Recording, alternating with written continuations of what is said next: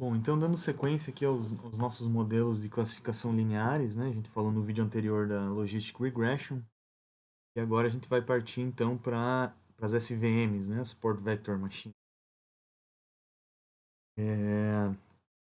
Bom, vou começar com a motivação e depois fazer uma breve explicação da parte teórica da SVM, né? Fazendo referência para alguns materiais auxiliares. A gente não vai ver tudo aqui, né? Na verdade, a parte teórica aqui é só uma visão geral, inicial mesmo, né? Tem muitos detalhes que eu vou deixar para um vídeo mais específico, né? Mas a primeira fundamentação, e talvez o ponto mais importante para compreender bem as SVMs, é o que está na figura desse lado esquerdo aqui, né? Vocês devem ter observado quando a gente falou ali do Adaline, do Perceptron, ou mesmo para Logistic Regression ali, né? Sem regularização, né? Existem infinitas possibilidades para a gente fazer a separação entre as classes, né? Vamos supor que a gente tem esse problema de classificação binária aqui dessas duas classes, dá para separar com um classificador linear, mas existem infinitos classificadores lineares que a gente pode traçar aqui para fazer a divisão entre essas classes. Vejam que todos esses três que eu demonstrei aqui, eles são perfeitamente possíveis para fazer essa separação, né? Mas se você tivesse que escolher entre eles, ou mesmo entre um que não está aí, né? Qual que você escolheria, né? Então, assim, pensando do ponto de vista intuitivo, né, a gente pode imaginar que existe um plano de separação, por exemplo, passando por aqui assim, ó, vou desenhar ele aqui em vermelho, né, que vai mais ou menos separar com uma certa distância equivalente, né, entre esse ponto aqui e esses pontos aqui, uma mesma distância, né, claro que meu desenho não está muito bem representado, né, mas de forma que ele fique mais ou menos centralizado aqui, numa mesma distância entre os pontos mais próximos da classe azul, que é esse, e os pontos mais próximos da classe laranja, são esses dois aqui, né? Então a gente tende a pensar que talvez esse cara aqui seja mais razoável de se escolher entre todos, porque se a gente imaginar esse cara que está aqui, ó, essa linha reta, ele separa, né? Mas parece que existe a probabilidade grande de aparecerem outros exemplos como cruz aqui, né? Ou mesmo exemplos bolinha, mais ou menos aqui assim. Então isso aí pode confundir um pouco, né? Pensando na etapa de teste, na etapa de uso desse classificador, né? E talvez esse separador não seja o mais adequado. O mesmo vale para esse outro extremo aqui, né?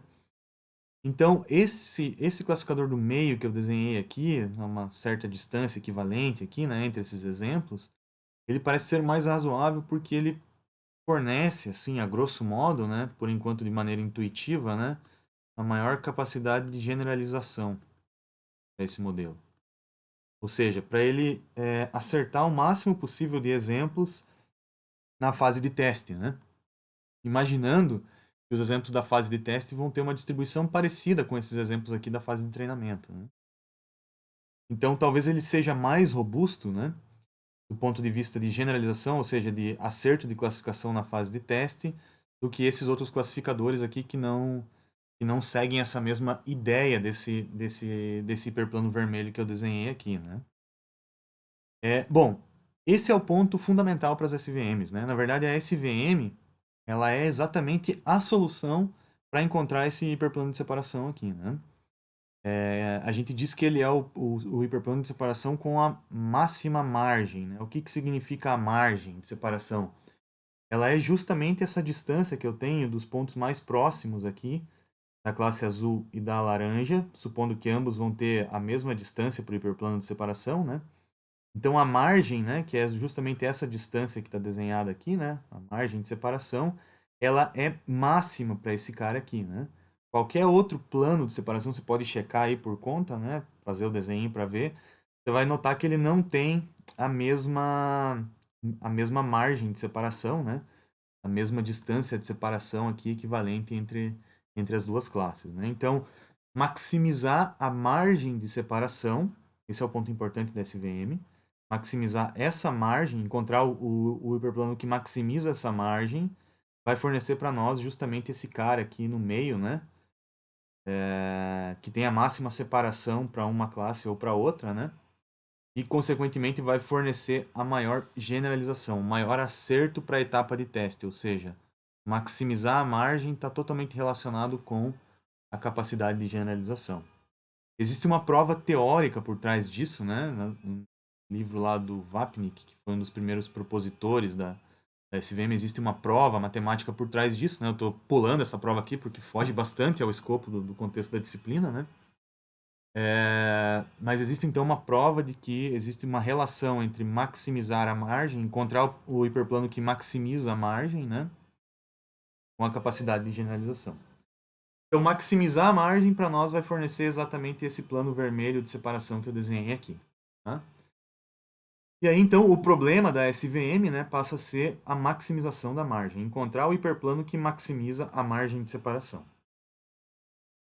Bom, algumas coisas importantes aqui, né? Então, a SVM, por enquanto, ela também vai ser um modelo linear. Então, ela também é um modelo do tipo WTX mais W0 lá, né? Que a gente vem usando na disciplina, né? Então, o resultado dela, que é esse vetor W aqui, também vai ser ortogonal, né, ao plano de separação, e a distância da origem até o plano aqui, né, essa distância também é o W0. Então, continua valendo aquela mesma interpretação geométrica que a gente vinha discutindo, né.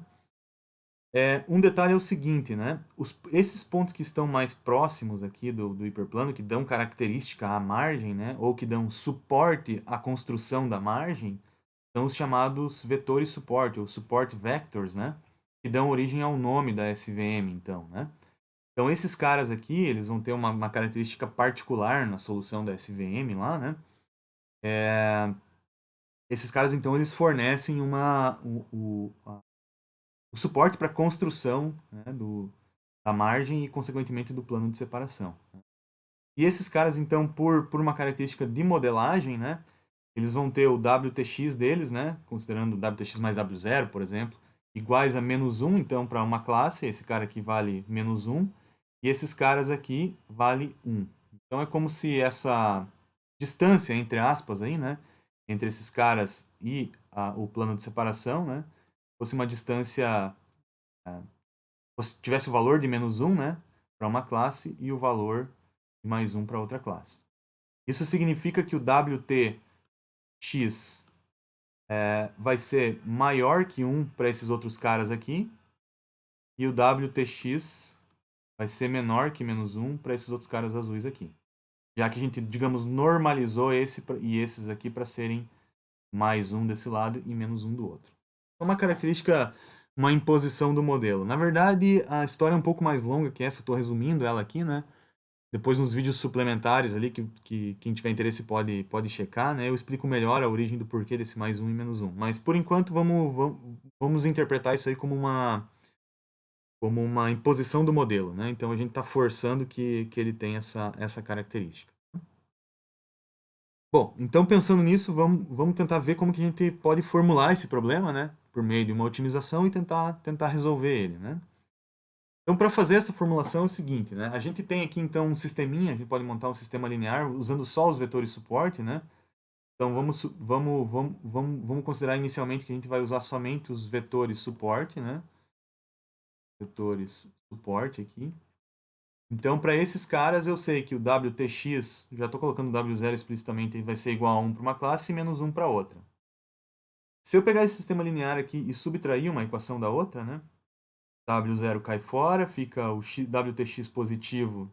Eu já impondo que esses aqui seriam os dois caras aqui, laranja, seriam o X positivo, né? E esse cara aqui seria o X negativo, tá? Só para ficar mais claro. Então, subtraindo uma equação da outra, fica WTX positivo menos WTX negativo igual a 2. WT eu já deixei em evidência, então fica essa equação que está aqui. Eu posso tentar reescrever essa equação em termos de distância, né? Distância de um ponto ao plano. Né? Distância de um ponto ao plano, né? Uma equação de plano, né? Vamos supor que eu quero calcular a distância do ponto X a um plano dado pelo vetor W, né? Então, para eu fazer esse cálculo aqui, né? Projeção desse ponto, né? Projeção ortogonal, ou essa medida de distância, né? Do ponto X ao plano dado pelo vetor W, né? Basta eu fazer a multiplicação de WTX e dividir pela norma de W. Então, isso aqui nos confere, né, uma medida de distância. Por que que isso aqui é importante? Porque lembre que eu quero tentar encontrar a máxima margem. Quem é a máxima margem? A máxima margem é o cara que maximiza essa distância aqui, né? Que está dada por esses pontos que são justamente os vetores suporte. Então veja que eu já tenho aqui, ó, WTx positivo, x negativo, já é a parte do numerador dessa medida de distância, né? Então se eu dividir pela norma de W, né, que a norma L2 para nós aqui é a raiz da soma dos valores ao quadrado, né? Dividir dos dois lados da equação para manter a igualdade, eu tenho que a distância de um ponto, do ponto positivo até aqui, e do ponto negativo até aqui, ou seja, a distância da margem, a margem efetivamente, né? Então esse cara aqui, na verdade, para nós é a margem, né? Ela vai ser igual a 2 sobre a norma de W. Essa equaçãozinha que a gente acabou de ver aqui, né? Então, só fazendo uma manipulação algébrica aqui, eu consigo definir que a margem, né? Forçando a aparecer uma medida de distância aqui do lado esquerdo, ela vai ser igual a 2 sobre a norma de W. Ou seja, se eu quero maximizar a margem, basta eu maximizar 2 sobre a norma de W. Então, se eu maximizar, encontrar então o argumento que maximiza isso aqui em relação a W, esse 2 sobre a norma de W, né, do vetor de pesos, então eu tenho a maximização da margem. De novo, estou simplificando um pouco a história aqui, né, forçando um pouco a barra para ir um pouco mais rápido, né, mas a história como um todo ela é um pouco mais longa do que isso, tá? Então depois lá no vídeo auxiliar você pode checar. Isso aqui é só para dar ideia geral. Tá? Só para vocês entenderem da onde que a gente sai de uma medida de distância, né? Essa medida de distância que está aqui, que é a margem, né? Efetivamente. Para esse argumento aqui que é só a norma de W. Então, essa é a equivalência que é importante entender. Então, qual que é o problema de otimização que a gente resolve na SVM, tá?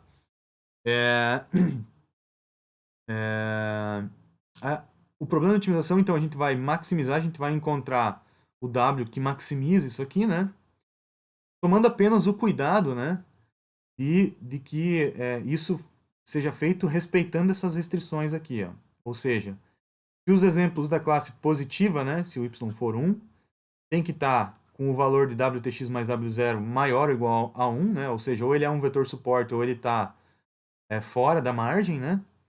E o W0 mais WTXI para os caras negativos, né, para y menos 1, tem que ser menor ou igual a menos 1. Ou seja, todos esses caras aqui tem que ter o WTX maior que 1, ou 1, se ele for vetor suporte. E todos esses caras aqui tem que ter o WTX menor que menos 1, ou igual a menos 1, já que ele está aqui, né? Então, eu tenho que resolver esse problema de otimização, tá, sujeito a essas duas restrições de desigualdade aqui, né? Então, lá no material auxiliar da SVM, eu mostro para vocês como é que a gente resolve um problema de otimização com restrições de desigualdade. Tá? Mas, a partir daí, é como a gente fez nos outros modelos, né? A gente tinha, por exemplo, o gradiente descendente, né? Aqui não dá para usar a mesma abordagem, porque tem essas restrições de desigualdade.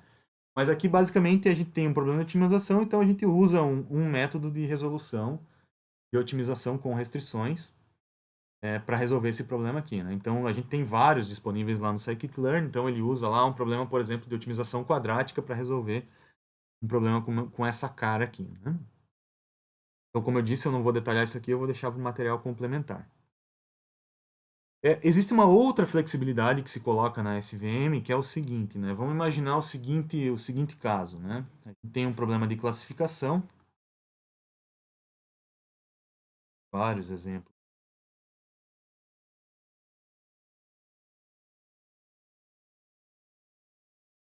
Como esse problema de classificação que está aqui. Né? Então, se a gente fosse tentar resolver esse cara aqui com a SVM, por exemplo, né? Veja que esse padrão X que está aqui, ó, ele força a gente a colocar a margem de separação, ou o plano de separação, mais ou menos por aqui, né? Talvez um pouquinho para cima aqui, mas enfim, seria algo parecido com isso que eu desenhei aqui. Tá? Ou seja, a gente está forçando, né, para poder acertar, né, para poder respeitar justamente essas restrições que estão aqui, a gente acaba forçando esse cara aqui, a gente acaba rotacionando, né, o plano de separação para acertar esse cara aqui. Mas eventualmente esse cara aqui pode ser um outlier, né? Por exemplo, algum erro de medida que a gente tem, né?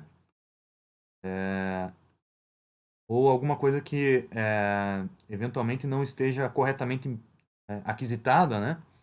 Então, me parece razoável por esse desenho aqui que talvez a nossa separação mais adequada seria algo assim, né? Mesmo aceitando que esse seja um erro de classificação, né? Então, para poder caber soluções como essa daqui, a gente tem que modificar um pouco a formulação, tá? Então, essa modificação da formulação inclui essa variável auxiliar aqui, né, o xi, que é uma espécie de uma folga, né, da restrição que a gente tinha, né, onde a gente pode admitir alguns erros de classificação tanto para a classe positiva quanto para a classe negativa, né? Então a gente muda a formulação colocando esse xi aqui e alterando lá na norma para ter esse outro parâmetro aqui na minimização, né?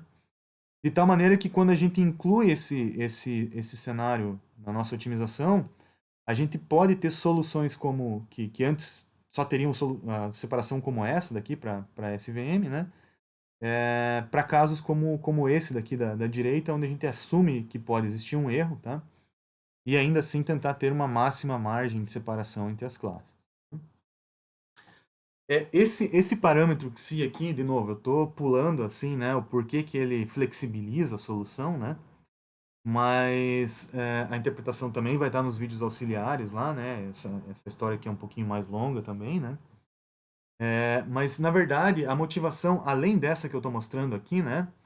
É para que a gente tenha soluções usando a SVM, né, linear, mesmo para padrões não linearmente separáveis, tá? Então, existem casos, por exemplo, da SVM, né, onde a gente pode ter coisas desse tipo aqui, né, onde os padrões são não linearmente separáveis, né, então fazendo as duas classes aqui, né. Então, não existe uma reta que separe com 100% de acerto uma classe da outra, né. Mas ainda assim a gente pode querer tentar separar essas coisas aqui com margem máxima. Então, por exemplo, ter um separador aqui, né? Ter uma margem de separação, por exemplo, com essa distância aqui, né? Então, esse parâmetro aqui, ele permite que a gente tenha erros de classificação, né? Dentro ou fora da margem, né? De separação.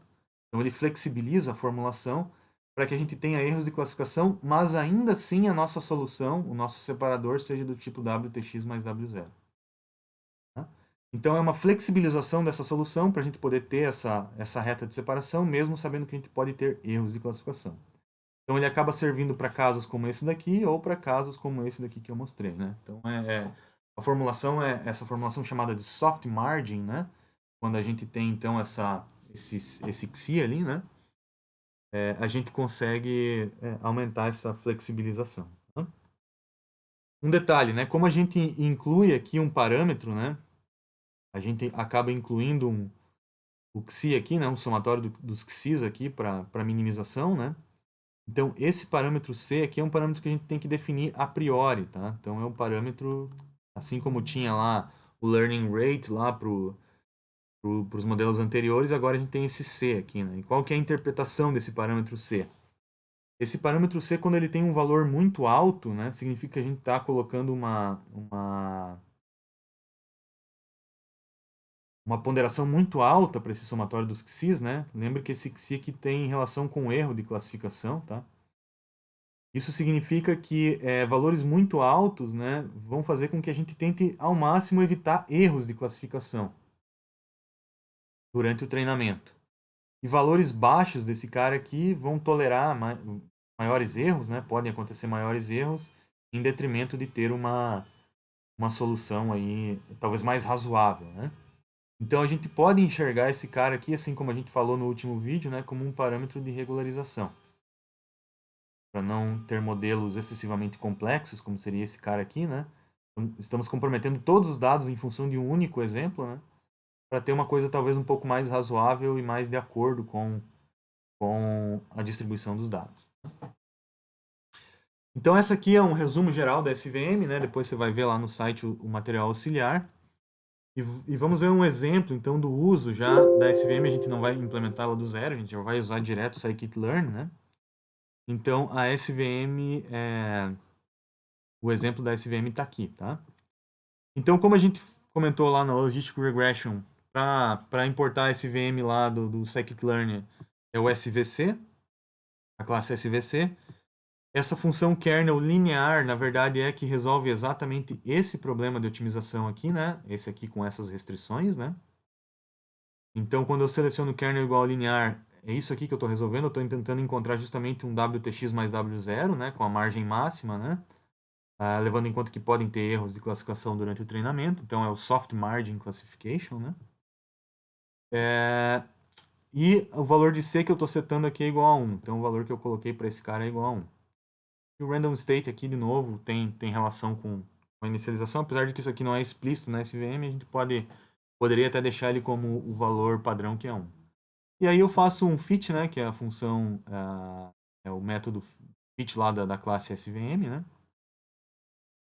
da classe SVC, perdão, né, tá na minha variável SVM aqui, né, com os dados x de treinamento e y de treinamento. E aí estou plotando aqui a superfície de separação, né, para as 3 classes aqui, né, e os dados de teste, assim como a gente fez lá na Logistic Regression. Tá?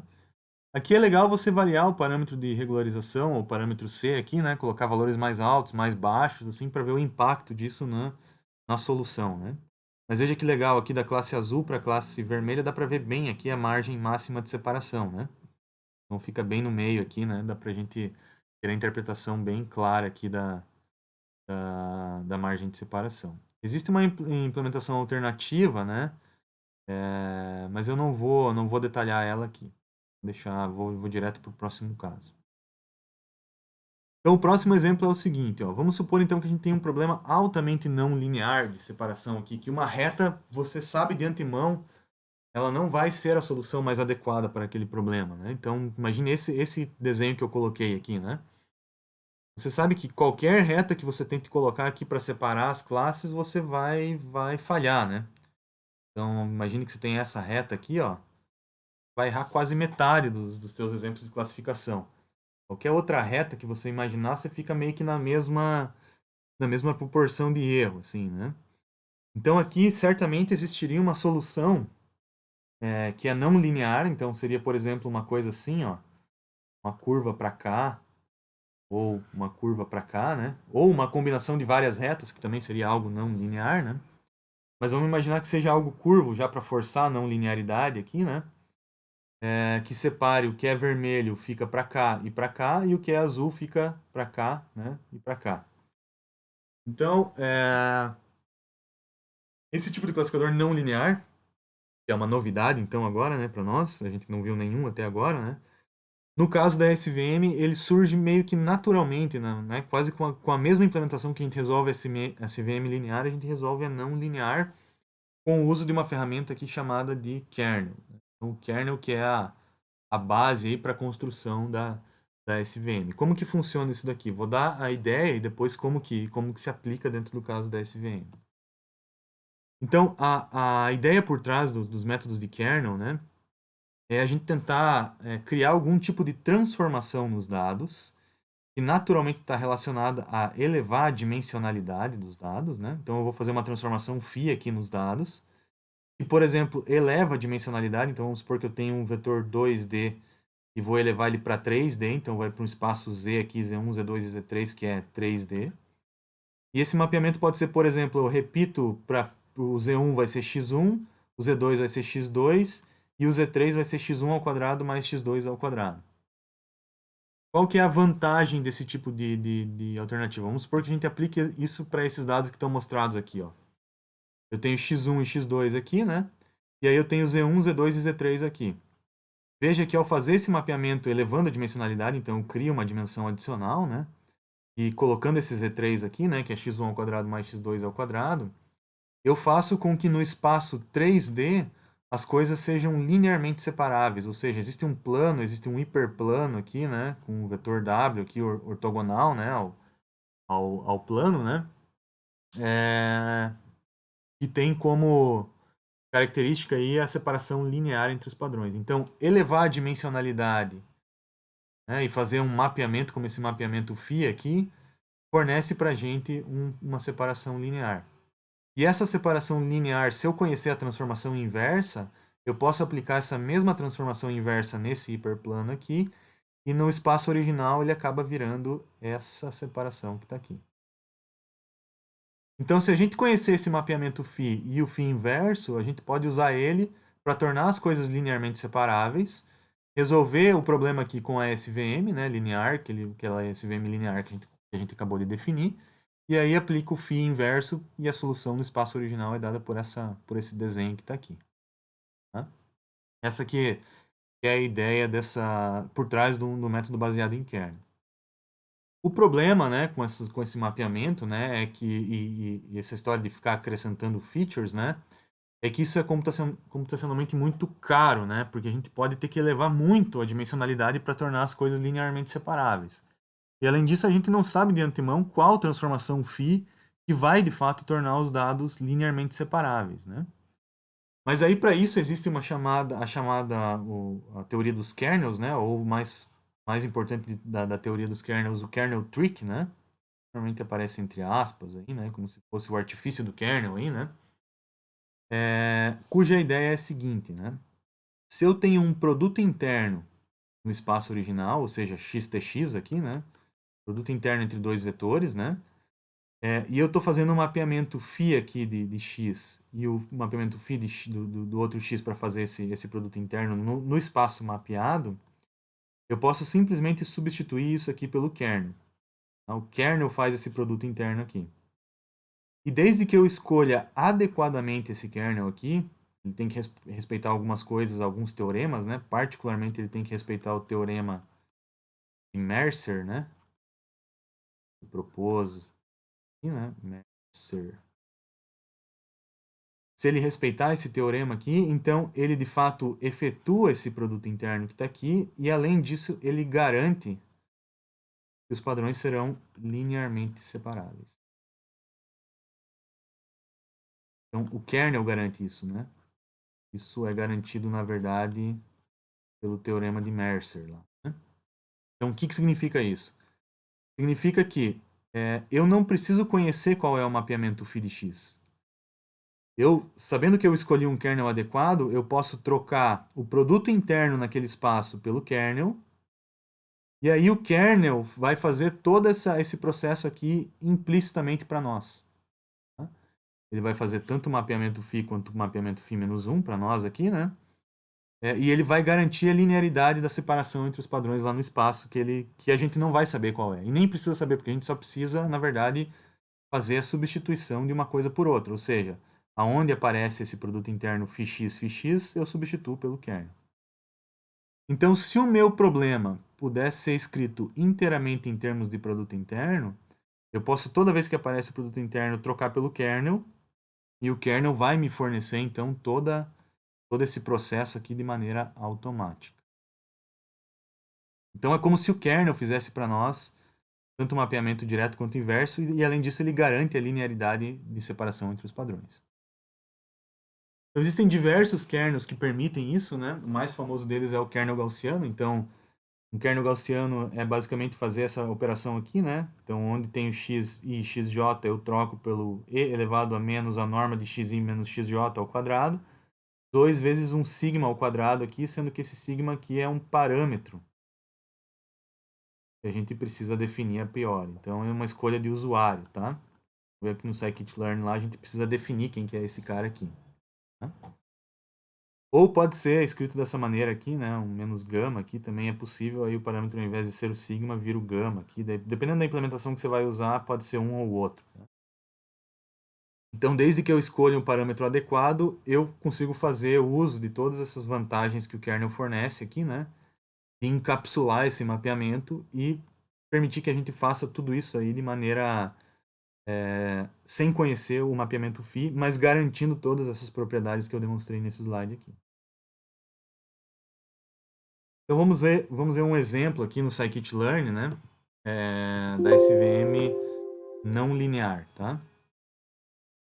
Então o caso aqui é exatamente aquele caso que eu ilustrei no início da apresentação da SVM não linear, né? Então eu estou com esses dados aqui gerando de maneira aleatória aqui por meio de um ou exclusivo lógico aqui com um certo ruído, tá? Vocês dão uma olhada nesse código aqui para entender como que esses dados são gerados, né? E aí, em cima desses dados aqui, né, a gente vai treinar então aquele mesmo SVC, só que agora o kernel é o gaussiano ou RBF, né, que são sinônimos aí, né, para SVM, tá? Com o parâmetro C igual a 10 e o gama, né? Então o gama é esse parâmetro aqui, né, do kernel, né? Esse gama que está aqui, igual a 0.1, tá? Então vejam que usando isso daqui, né, eu consigo construir um classificador não linear, ele ainda não é ideal, né? Não separa, né, exatamente 100% de acerto, mas muito perto disso daqui, a classe azul da vermelha, né? Então eu consigo ter uma separação não linear. Então esse caso aqui é como se eu estivesse pegando esses exemplos aqui, né? Mapeando esses caras para um espaço multidimensional que eu não sei quem é. Então estou mapeando isso aqui para um espaço φ lá, né? Pelo mapeamento φ aqui. Estou tornando as coisas linearmente separáveis nesse espaço aqui. Então a classe vermelha da azul, ou x da do quadradinho, é linearmente separável. Construo a SVM, resolvo ela aqui. Acho quem que é esse W. E quando volto no φ-1 aqui, né? Transformação inversa, o que eu obtenho então é uma separação não linear, né? Dada por essa fronteira que eu estou desenhando aqui, mais ou menos o que a gente viu no scikit-learn ali, né? Então, essa fronteira de separação aqui, na verdade, é esse separador linear nesse espaço φ aqui, né? Só que o grande lance do kernel é que eu não preciso conhecer nem o φ nem o φ-1. O fato de eu simplesmente trocar o produto interno pelo kernel, né, simplesmente me fornece todas essas características que eu estou colocando aqui, né? Então, naturalmente surge esse separador não linear. Então, é por isso que eu consigo uma separação como essa que eu estou mostrando aqui. Então, fica como exercício: varie o gama, varie o C e veja o quanto que isso impacta na não linearidade da solução. Tá? Se você quiser também, em cima desses mesmos dados, troque, em vez de RBF, use linear, para você ver o impacto que isso vai ter no teu resultado final. Aqui tem um outro caso não linear também, agora voltando para, né, a solução lá do Iris, né? Tentei colocar um não linear aqui, um RBF, né?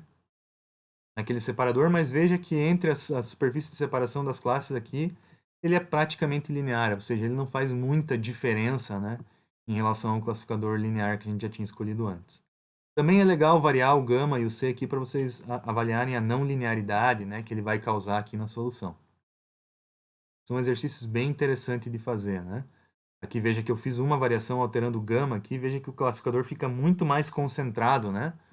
Próximo à classe vermelha, azul e o resto meio que fica verde, né? Então, esse tipo de análise que eu quero que vocês façam variando tanto o gama quanto o C, né? Nesse caso vai ser mais impactante o gama, mas justamente é isso que eu quero que você veja por conta.